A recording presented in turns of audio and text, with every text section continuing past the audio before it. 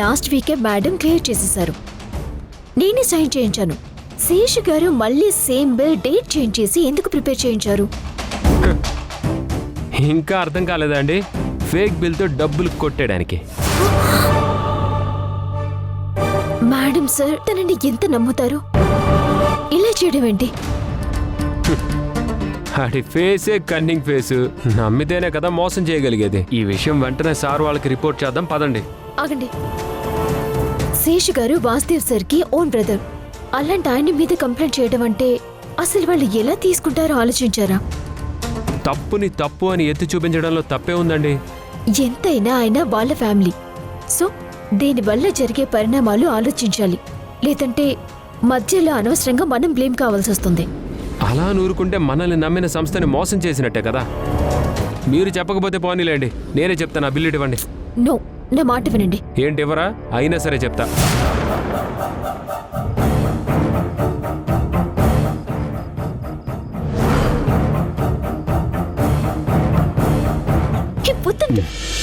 ఏమైంది?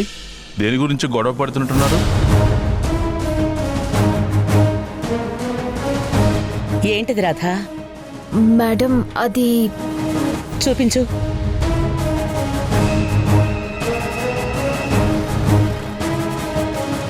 ఇవ్వు. మేడం అది ఇదేదో బిల్లా ఉందే. ఈ బిల్ మీరు ఆల్రెడీ లాస్ట్ వీక్ లో అప్రూవ్ చేసి ఫండ్స్ కూడా రిలీజ్ చేశారు మేడం. డేట్ మార్చి కొత్త బిల్ ప్రిపేర్ చేశారు. ఎవరు చేశారు ఈ పని? శేషు గారు.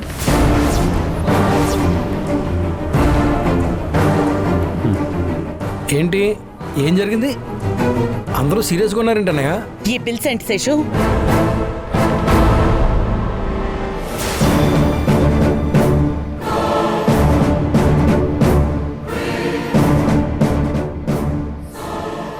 మాట్లాడవేంటి శేషు?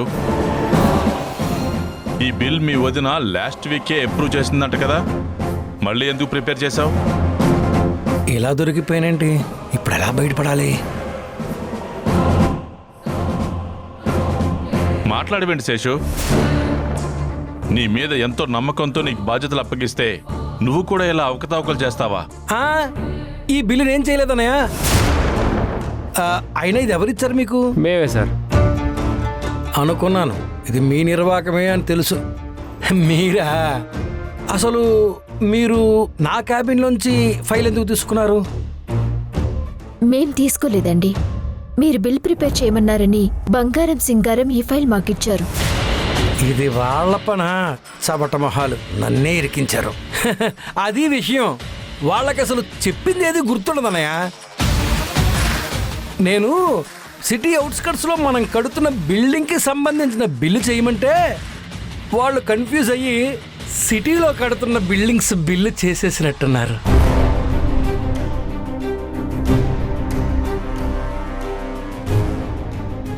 జాగ్రత్తగా చూసుకోవాలి కదా శేషు. ఒకవేళ రాధ వాళ్ళు చెక్ చేయకుండా ఉంటే ఎంత నష్టం? అంటే ఈ మధ్య వర్క్ స్ట్రెస్ ఎక్కువ అయ్యి కాస్త పట్టించుకోలేదు వదినా. నీకంత స్ట్రెస్గా ఉంటే నీ వర్క్ అంతా మనోహర్కి అప్పచెప్పు. నువ్వు పైన మెయింటైన్ చేస్తే చాలు, అన్నీ తనే చూసుకుంటాడు. ఇప్పటికే వీళ్ళు పాపం చాలా చేస్తున్నారు, ఇంకా ఎందుకులే అన్నయ్య. నేనే జాగ్రత్తగా చూసుకుంటాను. ఇంకోసారి ఇలాంటి పొరపాటు జరగకుండా నేను చూసుకుంటాను. సరే, జాగ్రత్త. Radha, Manohar, both of you thanks. Thanks దేనికి సార్, ఇది మా డ్యూటీ. పని చేస్తూ మంచి గురించి ఆలోచించే మీలాంటి ఎంప్లాయీస్ దొరకడం మన సంస్థకి ఎంతో గొప్ప. అందుకే థ్యాంక్స్. సంస్థ బాగుంటేనే కదా మేడం సంస్థని నమ్ముకున్న మాలాంటి వాళ్ళు ఎంతో మంది బాగుంటారు. మా అన్నా వదిలిన దగ్గర నన్ను ఇరికించి మీరు మాత్రం ప్రశంసలు కొట్టేస్తారా? ఈ పొగడ్తలు ప్రేమలో ఎన్ని రోజులు నేను చూస్తాను. ఒరే బంగారం సింగారం, మిమ్మల్ని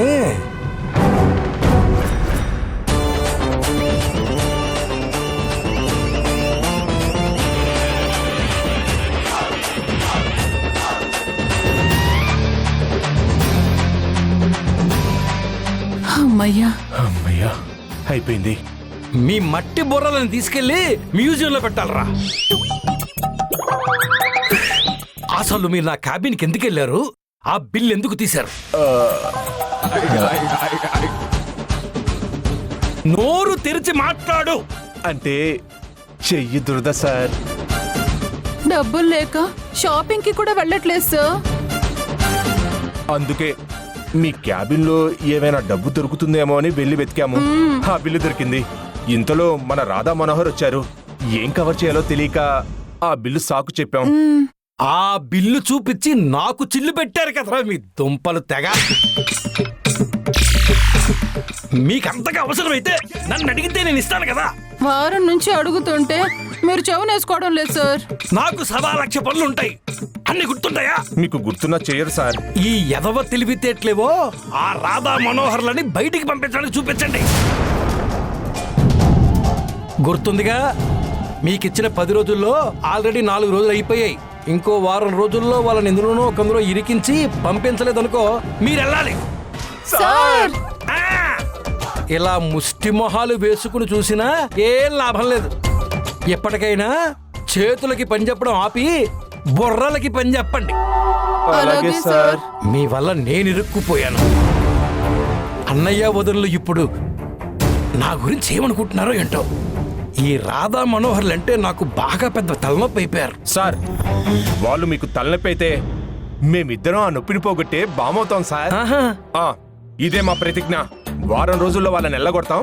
మీ కళ్ళల్లో ఆనందం చూస్తాం. మీ మీద సార్.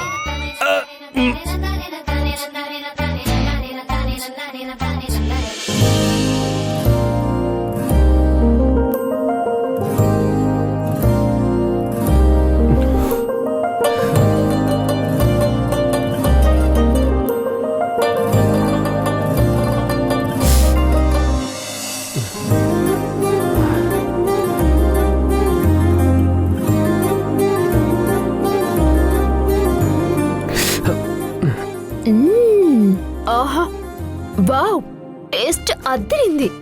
కర్రీ సూపర్, చాలా బాగుంది. ఆహా, కుంభకర్ణుడికి కజిన్ సిస్టర్లా ఎంత వైనంగా తింటుందో. ఉదయం నా చెయ్యి కాల్చి ఇప్పుడు ఆకలితో నోరూరిస్తూ కడుపు కాలుస్తుంది.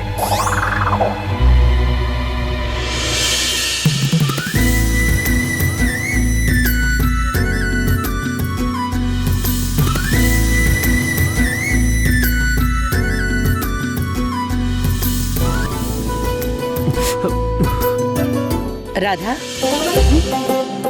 అదేంటమ్మా, మనోహర్ చేయి కాలింది కదా, మరి మనోహర్కి తినిపించకుండా నువ్వే తింటున్నావేంటి? మేడం, అది తను నాకు తినిపించడం కోసమే అన్నం కలుపుతుంది మేడం. ఉప్పు కారం అన్నీ కరెక్ట్గా ఉన్నాయో లేవో అని టేస్ట్ చేస్తుంది అంతే కదరాదా? అంతే మేడం, అంతే. ఇప్పటికే లేట్ అయింది. పాపం దానికి ఆకలేస్తూ ఉంటుంది. తినిపించమ్మా. దా తినిపించమ్మా. సరే సార్.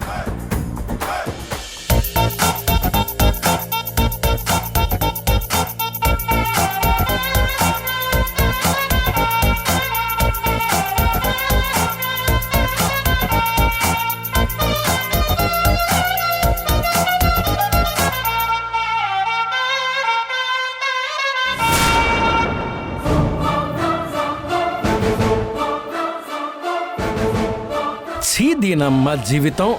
ఇంటి దగ్గరే అనుకుంటే ఇక్కడ కూడా వీళ్ళ టార్చర్ స్టార్ట్ అయిందా? నాకు భరించలేక చస్తున్నాడరా బాబు.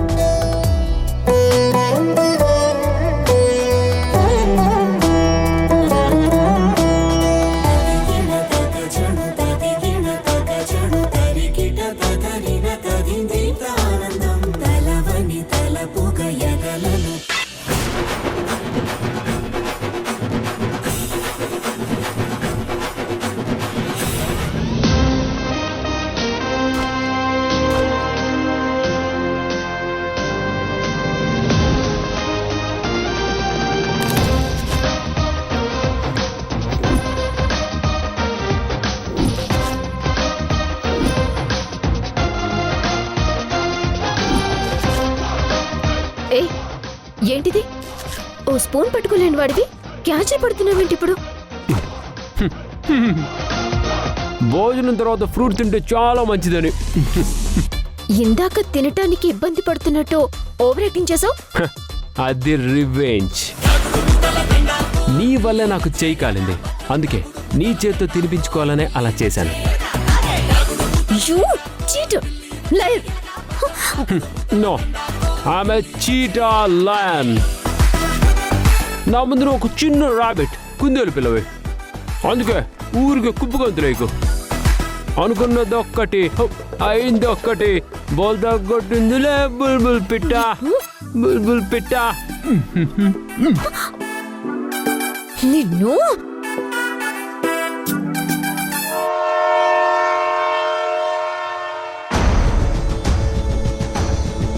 హలో, అందరూ వినండి. మన ఆఫీస్ కాలనీలో మేడం వాళ్ళు గుడి కట్టించిన విషయం మీ అందరికీ తెలుసు కదా. ఆ గుడిలో విగ్రహ ప్రతిష్ఠ చేస్తున్నారు. మీ అందరూ ఈ బుక్లో మీ గోత్రనామాలు రాసిస్తే మీ అందరి పేరు మీద అర్చనలు చేయిస్తారంట. సింగారం, సార్. అందరి గోత్రనామాలు రాయించి నా క్యాబిన్కి తీసుకురా. అలాగే సార్. పని చూసుకోండి.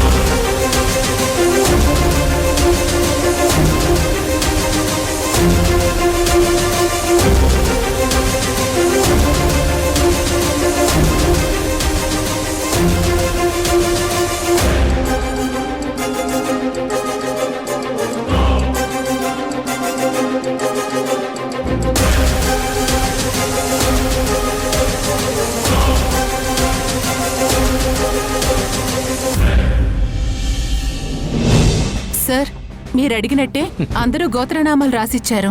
అక్కడ తగిలిట్టు. దానివల్ల ఎవరికి ఉపయోగం? ఇంకేంటి సంగతిలో?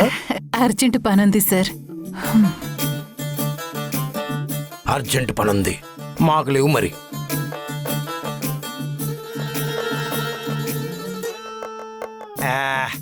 తర్వాత చూద్దాంలే. సరే గురుగారు, తప్పకుండా వస్తాం. మంచిదండి. దేవకి, మనం ఎప్పుడు యాగాలు చేయించే గుడి నుంచి గురువుగారు ఫోన్ చేశారు. ఈ శుక్రవారం రోజు అమ్మవారికి చండీ యాగం చేస్తున్నారంట. మనల్ని తప్పకుండా రమ్మన్నారు. వెళ్దామా? ఇన్ని సంవత్సరాలుగా ఎన్నో పూజలు చేశాం, ఎన్నో యాగాలు చేశాం, కానీ ఏ ఫలితం కనిపించలేదండి. అలా అంటావేంటి దేవకి? దైవ కార్యాలు ఫలితం ఆశించి చేస్తామా ఏంటి? కాదండి, మనశ్శాంతి కోసం అందరం బాగుండాలని జరిపిస్తాం. నిజం చెప్పండి, మనం బాగున్నావా? ఉన్నామంటే ఉన్నాం. మన గాయత్రి లేనిది, తను రానిది మనశ్శాంతి ఎక్కడి నుంచి వస్తుందండి?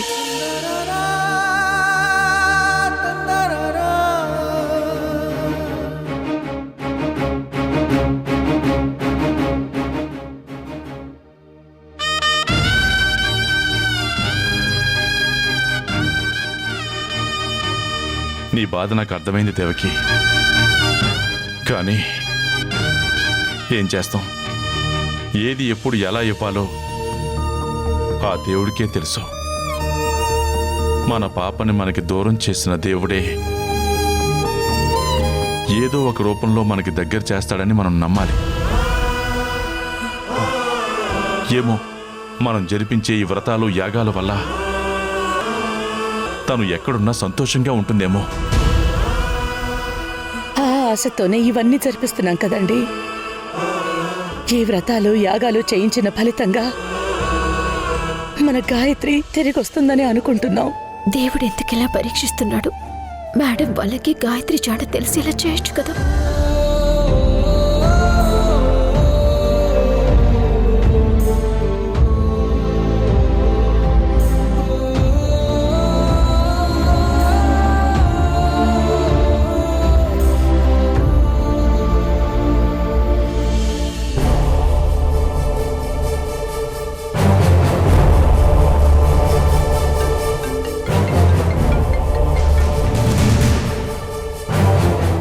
హాస్పిటల్ నుండి ఫోన్. హలో, చెప్పండి డాక్టర్. రాధా గారు, మధుకర్ గారు ట్రీట్మెంట్కి బాగానే రెస్పాండ్ అవుతున్నారని చెప్పాను కదా. ఈరోజు తన బాడీలో చిన్న మూమెంట్ కూడా కనిపించింది. ఏమంటున్నారు డాక్టర్? అంటే మధుకర్ గారు అంటే ఏ క్షణంలోనైనా స్ప్రోలోకి రావచ్చండి. చాలా మంచి విషయం చెప్పారు. Thank you doctor. నేను ఇప్పుడే హాస్పిటల్కి వస్తున్నాను. వెంటనే గుడ్ న్యూస్ మేడంకి చెప్పాలి. నో, మేడం వాళ్ళు అసలే చాలా డిసప్పాయింట్లో ఉన్నారు. ఒకవేళ మధుకర్ గారికి స్పృహ రాకపోతే వాళ్ళకున్న హోప్ కూడా పోతుంది. ముందు నేను వెళ్ళి అక్కడ మధుకర్ గారు స్పృహలోకి వచ్చారని కన్ఫర్మ్ చేసుకున్న తర్వాతే మేడం వాళ్ళకి ఇన్ఫార్మ్ చేస్తా.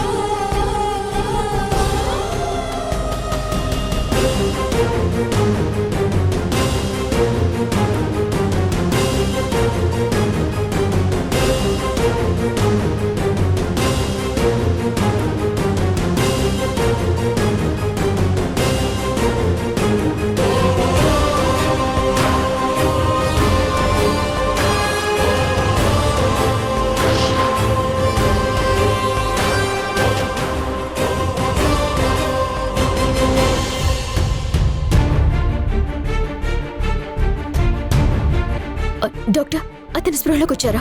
ఇంకా లేదు, బట్ ఛాన్సెస్ ఆర్ దేర్. ఇప్పుడే ఇంజెక్షన్ ఇచ్చాను. Let and wait and see.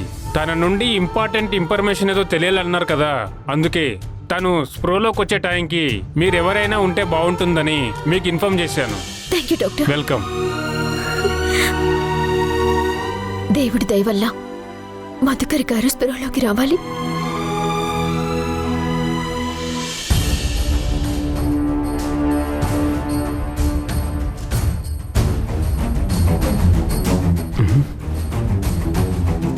Radha సీట్లో లేదేంటి? మేడం దగ్గరికి ఏమైనా వెళ్ళిందా?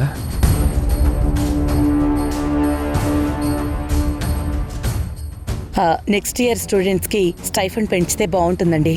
దాని బదులు ఫుడ్కి అకామిడేషన్ ప్రొవైడ్ చేయడం బెటర్ కదా Devaki. Excuse me sir. Sorry sir, మీరేదో డిస్కషన్లో ఉన్నట్టున్నారు. పర్లేదు, రా మనోహర్. Okay ma'am. రాధ క్యాబిన్లో లేదు, మీ దగ్గరకు వచ్చిందేమోనని వచ్చాను మేడం. మా దగ్గరికి రాలేదే. క్యాంటీన్లో ఉందేమో. చూశాను సార్, అక్కడ కూడా లేదు. అయితే ఆఫీస్లోనే ఎక్కడ ఉండుంటుంది మనోహర్. యా మ్యామ్, నేను చూస్తాను.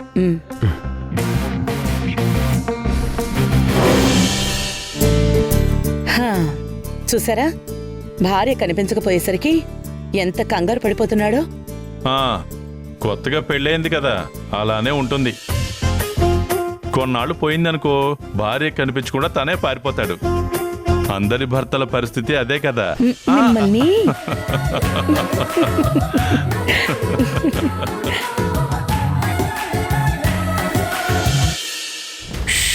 ఇదో పనుంది. ఈ గోత్రనామాలు గుడిలో ఇవ్వాలంట. 1 అవర్కి చాలదని మళ్ళీ ఇదొకటి.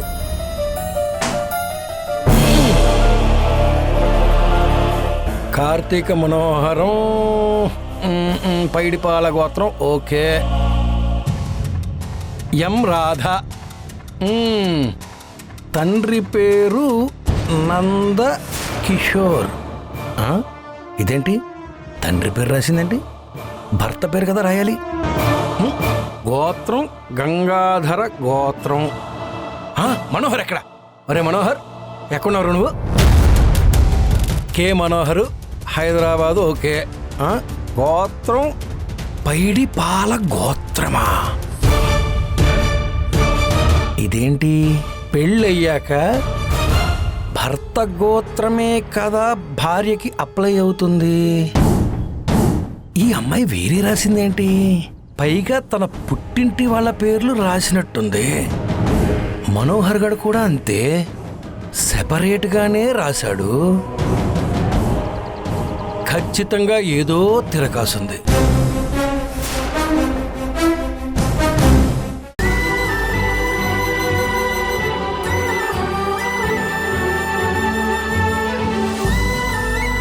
రాధ ఆఫీస్లో లేదు, ఇంటికి రాలేదు, ఫోన్ ఆన్సర్ చేయట్లేదు.